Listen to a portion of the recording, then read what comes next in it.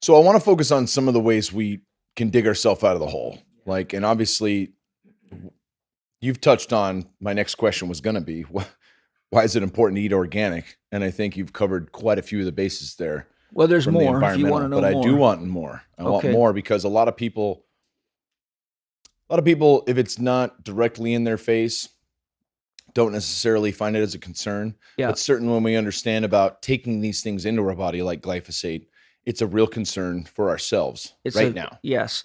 So why eat organic? Is that all right to start there? That's right. Okay. Brother. So first of all, we have a very big problem with the whole concept of organic farming that's come on in the last 20 years, because as organic food and farming, as people started going to supermarkets with guys like me and Michael Pollan and many others out there beating the organic drum all over the world and people just getting sick.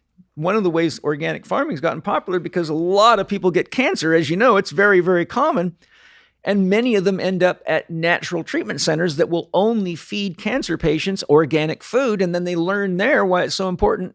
And they realize that once they've eaten it and healed with it, they don't ever want to go back. So we've now had this progressive growth of the awareness of organic food, which still is only 44 to 6% of the total food consumption on the planet. Meaning only 4 to 6% of all the food eaten in the world is organic. The rest of it is commercially raised. We're not 1%ers, but we're 4 to 6%ers. We're 4 to 6%ers, okay? Now, what large corporations have been doing, and I'll give you more information on the examples of who they are, they started publishing on television, on radio, in the media, and in scientific journals, research claiming that organic was no better than commercial. Now, how did they do this? Now, the next thing they did, I'll jump ahead, they manufactured their own organic certifications by developing shell companies under different names. Like, for example, I have contact with a professor of soil science who has been sharing his research on who actually owns the organic certifications that are out there. And right now, there's about 95 organic certifiers in the United States alone, owned by Mars Bar, Snickers, Coca-Cola, General Foods, Heinz, Pepsi-Cola, Cadbury. I mean, the corporations that you would least expect would have any interest in organic farming own all these. But what happens is these guys they're all part of the processed food industry, and they've got their hands and their money all over the place. So what they do is whenever they have a connection to a corporate farming adventure, they then start an organic certification, which is their own bogus organic certification. A real organic certification requires that a soil scientist comes to your land, tests your land to see what chemicals that are in there, because you have to have clean soil before you can meet the certification standards of a real organic certification, so people aren't getting chemicals in their food, dangerous chemicals.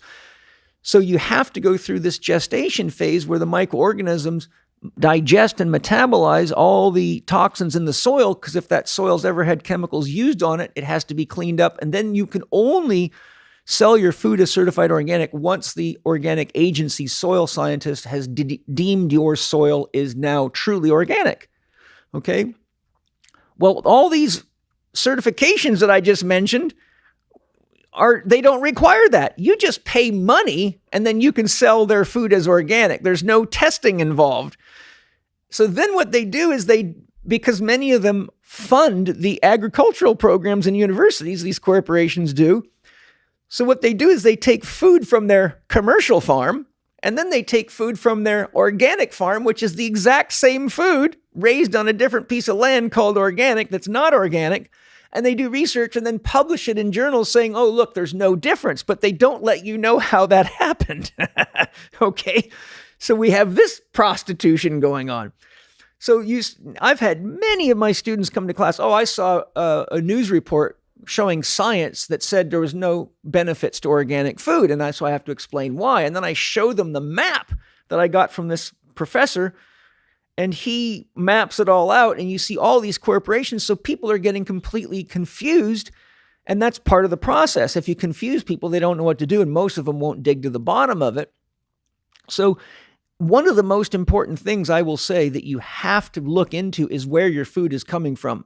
If you don't know where your food's coming from, you are playing Russian roulette. And remember, food can make you healthy or food can kill you straight up. Same with water. Water can help you be healthy or it can poison you. So what we've got now is this situation where we've got to identify wherever you live. I don't care if you live in New York City. You need to get on the internet and find out where there's lots of farms now starting what's called community-supported agriculture. My son was the first one to set up a community-supported agricultural system in Los Angeles before they ever had one. So what you do is you go to an organic farmer and they then start a membership. So like we have one in San Diego that we're part of. There's several of them in San Diego. We pay something like, I don't know, 40, I don't know what it is, 40, 60 bucks a month. My wife could tell you. And then each week they bring us a bag of fresh produce, enough to feed us for a good week. And it's a big bag and sometimes 2 bags. And whatever is in season, you get a bag of that every week and it's delivered to your door. So or they'd have a drop-off point. In LA, my son set it up, I think, so they had a drop-off point and then people would come and pick up their food there. So then the money that you would normally be spending on garbage, toxic food in a supermarket, which is you're paying prices that are high because of all the hands being traded. In other words, the food that you're paying as organic food in a supermarket really isn't organic most of the time. And if you really eat organic food and know the taste and the feel of it in your body, and then you're on the road like I am, and my wife has no choice sometimes but to go to like a Whole Foods and get their organic, and it's empty compared to what I get at home. It's just like I'm eating dead food, but it's supposedly organic. So by knowing where the food comes from and getting people together to set up community-supported agricultural programs to pump the money into the hands of the farmers that don't poison the soil, that actually enrich the soil, that farm intelligently and minimize the carbon footprint. And then all of us working together to just be honest about how much flesh food do I really need? How much beef do I really need? How much fish do we, we're fishing the oceans right out and we're poisoning off the ocean and we're running out of species to eat because we're killing them off. I mean, tuna is practically fished out. Many other fish are practically fished out of the oceans. We're eating them, pulling them out faster than they can reproduce and grow. And that's been going on for a long time. So by learning the techniques that I share in my Primal Pattern Eating webinar series, for example, which is right out of Holistic Lifestyle Coach Level 2, but I took 8 hours of essential training, put it into a 4-part webinar series, 2 2-hour blocks. That's right on the Chek Institute that you can buy. I think it's like $129 to go through the 8 hours of training. And I show you exactly how to monitor your body, how to use muscle testing, soul connection, so you can learn what your body wants food-wise from meal to meal. And your body will tell you, yes, I do or don't want flesh. And this is how much I do or don't want of any food.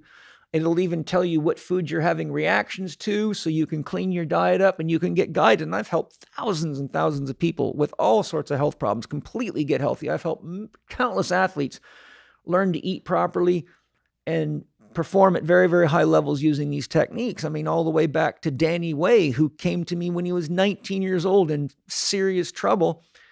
And he's been a big advocate of organic food ever since. And so you got guys like that are out there encouraging athletes to do the real thing. But then you got all these athletes, I won't name names, but on television selling crap food and, Monster and all sorts of shit that just isn't, a good idea for anybody.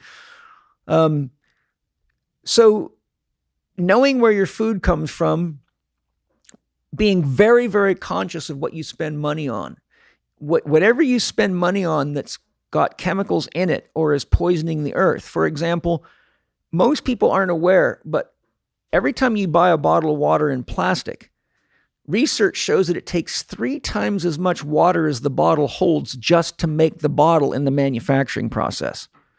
So you think you're only drinking that 1 bottle of water. But when it comes to the abuse of water, just like we're talking about the abuse of the soil or the abuse of the waterways, when you're buying stuff out of plastic and you don't need to, or you haven't done the work to find it, like I researched at home and my wife and I, and we found that Palomar water will sell you 5-gallon bottles of water in glass. So we do that. There is a website called findaspring.com, findaspring.com, and it'll show you where you can get spring water right out of the ground from high quality sources all over the world. People need to start finding water and finding food from clean sources and supporting those companies, whether it be natural fiber clothing or water or food or naturally produced non-toxic organic cosmetics and body care products. We got to get chemicals out of the house, stop using Raid, Roundup. We got to, the amount of people, for example, that are using toxic deodorants and perfumes and body care sprays and don't realize that's just trashing their liver and burning their detox systems out. All that stuff, these centers that people use, that stuff is poisoning the environment and poisoning human beings. And we're never going to do this through government legislation because we don't have a government. We have a corporate headquarters. That's just a fact. This is not about democracy. This is about a few large corporations controlling people. If you look into the fact, for example, who owns most of the food production and food delivery systems, you will find 5 major corporations, like Cargill is one of them, produce 90% of the food eaten in the United States. Okay? I am an ex-82nd Airborne Division paratrooper. We are trained that when you engage the enemy, the first thing you do is cut off their food supply and knock out their communications, and the rest is downhill. When 5 corporations produce 90% of the food in the world, do you realize how much control they actually have over you? They can do whatever they want to you. What would happen if there was no food and water in the supermarkets for 3 days? Yeah, fucking widespread panic. It's Mad Max in 2018, and it is going to be ugly.